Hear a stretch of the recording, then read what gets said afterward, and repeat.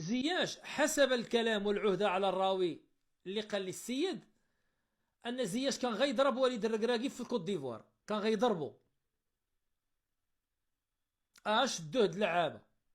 وبوفال جا مع زياش لأن الركراكي بدا بديك الغميق ديالو، دابا خصنا ندخلو فوالا با نموتو تقاتلو كدا.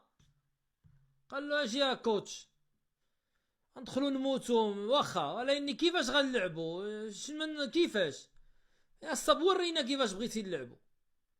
نو كدا حنا كنعرفو بعضياتنا قال له انت فيك غير الهضره، عملو ولكن كيفاش عطينا كيفاش نعملو داكشي هذاك، عطينا ديسان تاكتيك.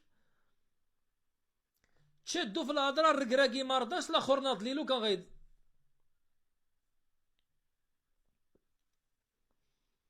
هذا ما قيل لي عن سبب نهاية زياش مع الركراكي.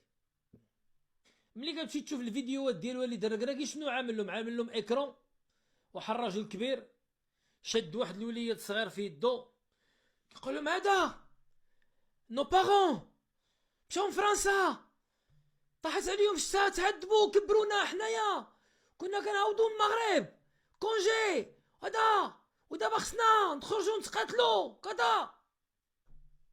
داكشي مزيان، تحفيز اللعابه بحال الفيلم ديال غلاديتور، ولكن انت حفزتيهم شنو غيدخلوا يعملوا في التيران؟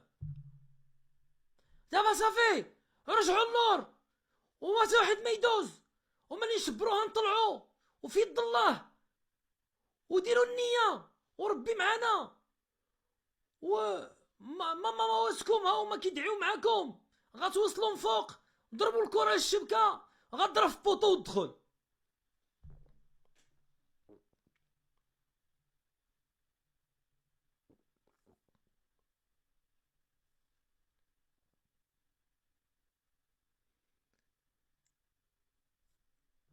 كاينش التعليمات، ما كاينش الخطة 3 2 4 طلع هنا جي هنا شد هنا كذا، ما كاينش رسم تكتيكي، ما كاينش تصور ديال ان بلون جو د الماتش، ما كاينش الهضره على شي حاجه سميتها التكتيك. نموتوا مع بعضياتنا تقاتلوا صافي.